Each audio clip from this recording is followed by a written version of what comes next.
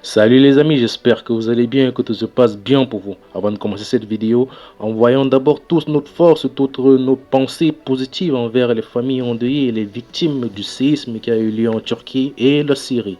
Commençons en première ligue avec le club de Chelsea qui cherche à alléger justement son effectif. Chelsea a enregistré 18 renforts cette saison, alors maintenant le club a lancé un grand plan de dégraissage. D'après ESPN, Christian Pulisic est invité à quitter le club cet été. L'international américain était déjà proche d'un départ en janvier, mais une blessure au genou a éloigné les clubs intéressés, notamment Manchester United et Newcastle. Hakim Ziyech, quant à lui, est également susceptible de partir après l'échec de son transfert au Paris Saint-Germain.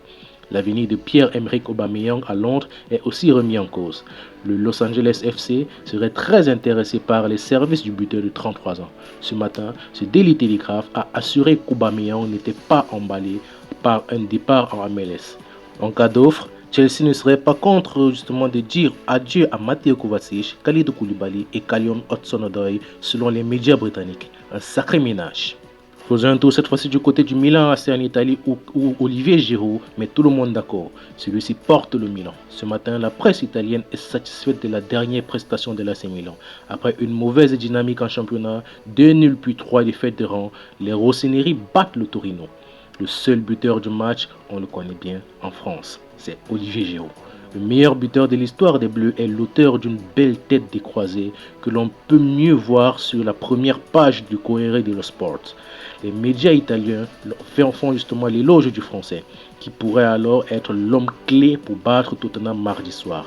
Je vous cite, c'est l'homme qui tire le Milan vers le haut. Félicitations. Peut-on lire ici sur le journal au papier rose.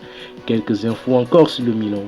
Encore justement, comme l'a expliqué Stefano Pioli hier en conférence de presse, Mike Maignan devrait faire son grand retour dans une dizaine de jours. Il est aussi rassuré que les négociations pour la prolongation justement de Rafael Leao sont sur une bonne voie. Allons cette fois-ci du côté du Madrid où le Real Madrid vise justement un record mondial. Comme vous le savez tous, ce soir justement à 20h, le Real Madrid affronte Al Ahly, le club le plus titré d'Arabie Saoudite en finale de la Coupe du Monde des clubs. Forcément, ça va être un gros match avec une brochette justement de stars que l'on peut voir à la une des As ce matin. Vinicius Junior, Modric, Rodrigo, Mariga, Luciano Vieto et Odion Igalo justement seront les joueurs à suivre de ce choc. Puis, comme le rappelle le quotidien Marca, le Real Madrid est tout proche d'écrire l'histoire du football avec un nouveau record difficile à battre, avoir remporté 5 Coupes du Monde des clubs. D'ailleurs, un homme fait mieux que le club. Toni Kroos a déjà remporté 5 fois cette coupe. Une fois avec le Bayern et 4 fois justement avec le Real Madrid. Ce soir, en cas de victoire, il lui faudra ses 2 mains pour compter justement le nombre de trophées dans cette compétition. Terminons alors cette vidéo avec les incroyables confessions d'Emiliano Martinez et Kylian Mbappé et les Français. Un peu moins de 2 mois après la victoire de l'Argentine à la Coupe du Monde 2022, Emiliano Martinez a fait des sacrées révélations sur son comportement vis-à-vis de Kylian Mbappé et les Français.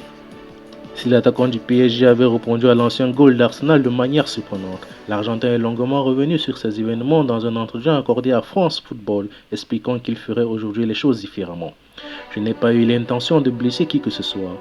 Tout au long de ma carrière, j'ai évolué avec des Français. Je n'ai jamais eu le moindre problème. Vous pourrez demander à Giroud quel genre de personne je suis. J'aime beaucoup la culture et la mentalité française. A-t-il lâché justement celui qu'on surnomme le Dibu Martinez, comme pour reconnaître qu'il avait peut-être franchi les limites.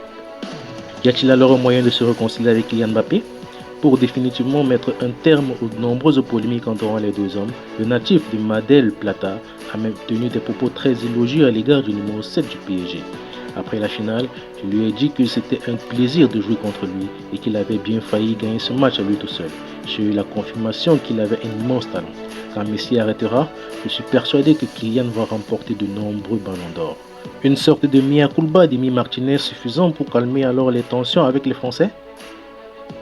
En attendant la suite des événements, je vous propose de vous abonner, partager, liker et laisser un avis en commentaire par rapport à cette situation. Surtout, activez la cloche de notification pour ne rien rater des autres vidéos. Ciao, portez-vous bien.